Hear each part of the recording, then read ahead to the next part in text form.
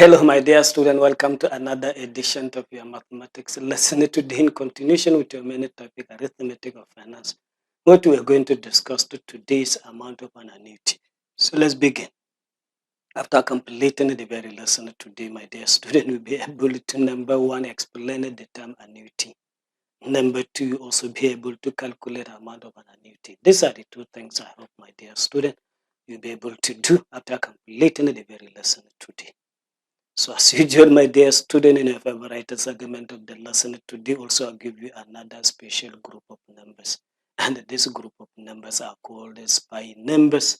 I will explain what are SPY numbers and give you an example of those SPY numbers after completing my lesson today, so don't go away.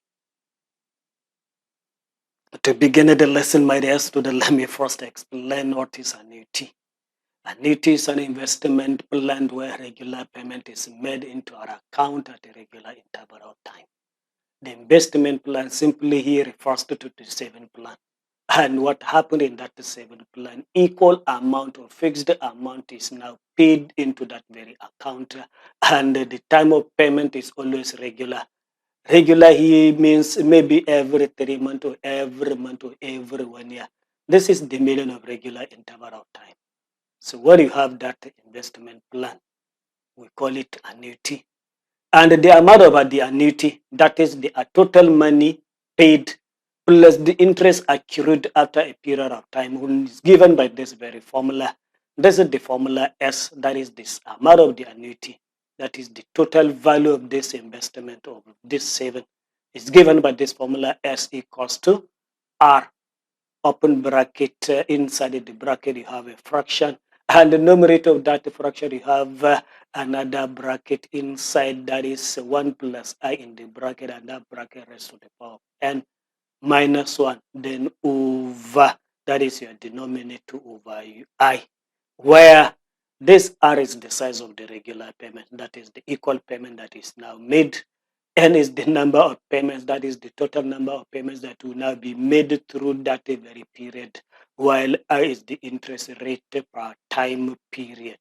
These are the variables that we're going to substitute in this very formula to find the amount or the value of that very investment. That is the total money paid plus the interest that will accrue within that very period. This gives the amount of the annuity. We are going to take examples how we can make use of this to find the sum of that very annuity. So let's just move.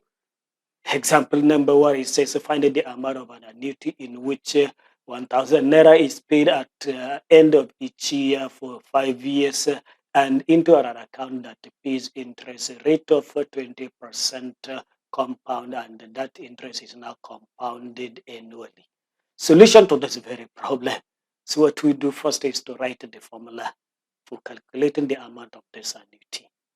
So the formula, remember, it says S equals to R multiplied by the bracket. Inside the bracket you have numerator 1 plus I in the bracket raised to the power of n minus 1 all over I, where we said that this R is the size of the regular payments. In this case, it says this 1,000 naira is paid into an account each and every year. So let me just get my R. So the R is the size of those regular payments from the question. I repeat, is this 1,000 naira. Next is to find the N. How many times do we make this payment of 1,000 naira? It says this 1,000 is now paid each at the end of each year. And we do this for 5 years, which means the number of payments that will now be made will now be 5, because each end of this year will now pay this 1,000 naira. Next is to find the I, that is the interest rate per time per period. It is here 20% and is compounded annually. This 20% compound interest is per annum, and the time of calculating the interest is at the end of each year. So my I is just 20 over 100. So I'll go back to my formula and substitute this R and this very I. So going back to the formula, I will now have the amount of that annuity to be equals to 1,000 multiplied by the bracket. Inside the bracket, I have 1 plus 20 over 100. This is my I. I have replaced this I by 20 over 100. Look at it. Then that bracket raised to the power of 5. That is my N. then minus 1 all over my I, which is 20 over 100. So what I'm going to do is to now divide this 20 by 100 to get a 0.2. So I'm going to have 1 plus the 0.2. And that 1 plus 0.2 is in the bracket, and the bracket raised to the power of 5 minus 1 over this 20 over 100 that I have here as denominator also. After dividing 20 by 100 gives you 0.2. So I continue. So what I'm going to do, this inside the bracket, this inner bracket, 1 plus 0.2, I'm going to find it. So 1 added to 0.2 gives you 1.2. And that 1.2 raised to the power of 5, because initially this 1 plus 0.2 is in the bracket, and that bracket raised to the power of 5. So I continue. So what remains, I am to find the value of this 1.2 raised to the power of 5 with your calculator. When that is now done correctly, you now have 2.48832 as what is 1.2 raised to the power of 5. So next I'm going to remove 1 from this 2.48832. When that subtraction is now done correctly, you now have 1.48832. And what I'm going to do next is to divide 1.48832 by 0.2. If that is done correctly, you now have 7.4416. And what I'm going to do last is to multiply 7.4416 by this 1000. That will give me the size or the amount of this annuity. So multiplying, you now have 7,441 naira 60 kobo. This is the amount of this very annuity. You can see if this 1,000 naira is paid 5 times, which means the total money will now be 5,000. But because of the interest that you accrued, that what makes this final amount, that is the value of this investment, to be 7,000. You can see 7,000 is over 5,000. We really paid 5,000, that is 1,000 at the end of each year. But each time they calculate interest, and it will now add to the value of our investment. And this makes it 7,441 naira. Let's just move and take another example. Example number 2, it says compute the amount of an annuity of this 12,000 naira at the end of each 3 months.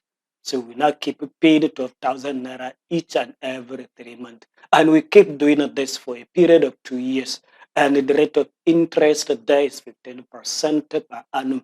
But the compound, meaning they calculate the interest quarterly. That is every 3 months.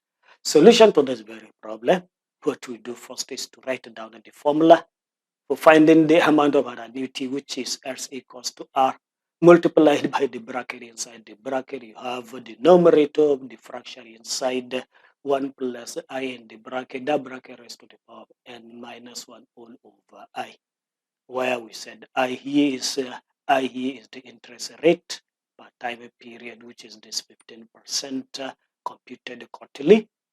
N is the number of payments which we are going to find, and R is the size of the regular payment. So let me just extract my data. So there, starting with the R, the size of the regular payment, we keep paying 12,000 naira at the end of each 3 months. So my R is now 12,000 naira.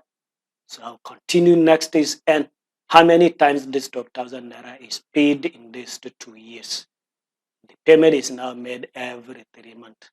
So in a year, you now have 4 payments. So in these 2 years, we now have 4 multiplied by 2, which gives us 8 payments. So there will be 8 total number of payments of this 12,000 naira. So next is to find the I. That's it, the interest rate per period. This time around, the 15% interest is per annum, but the calculation of the interest is now done every quarter of a year. That is every 3 months, just the same with the regular payments of 3 months. So there, to get this, what we now do is to take 1 over 4. This 1 over 4 is being compounded quarterly. That is 1 over 4 of a year, multiplied by the interest rate per annum, which is 15 over 100. That is the 15% per annum. So this gives us the I. So simplifying this, multiplying and dividing gives answer in the decimal 0.0375. So what I'm going to do is to go back to my formula and substitute R and this I. So substituted is done correctly. You now have 12,000 multiplied by open bracket. Inside the bracket, you have 1 plus 0.0375. This is your I. And that small bracket raised to the power of 8, that is your N. Carry it here. Then minus 1 all over 0.0375, that is your I here. So we continue. So what I'm going to do next is to make this do this addition of 1 and 0.0375 inside this inner bracket. So that addition, if done correctly, gives you 1.0375, and this value raised to the power of 8 because the bracket is raised to the power of 8. Then minus 1. So what I'm going to do next is to find using your calculator with the value of this 1.0375 raised to the power of 8. If that is done correctly, you now have 1.3425.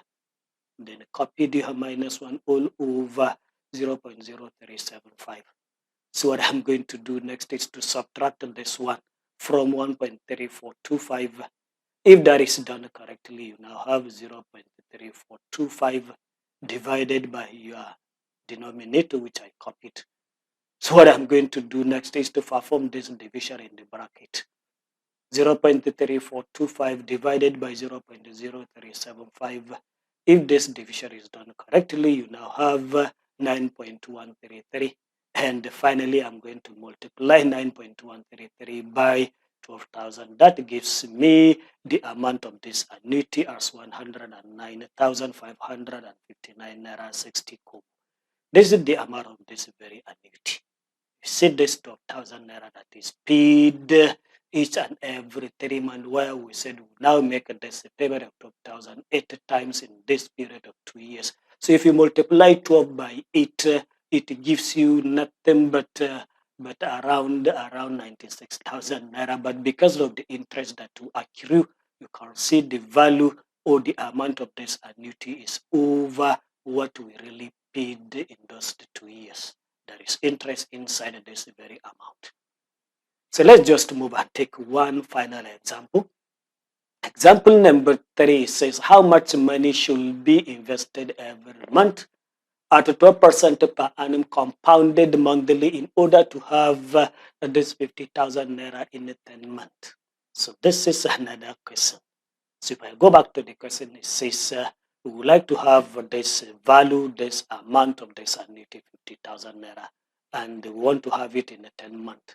So what we are asked here, how much shall we invest in every month for a period of this 10 months, so that after that 10 months, that amount plus the interest accrued will now be this 50,000 naira.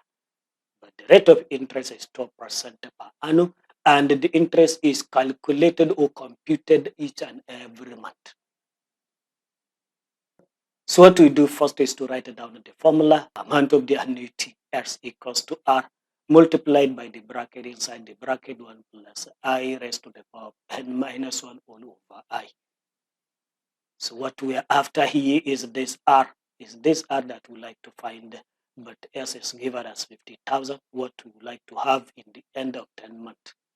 So let's just find out. S is now 50,000 naira. And how many times do we make this payment? The payment will now be made every month, and for a period of 10 months, which means N is now going to be 10. And the interest I per period per time, you can see this is the 12% per annum. But we are calculating the interest monthly, that is, you now have 1 over 12 multiplied by the rate of interest per annum, which is 12%.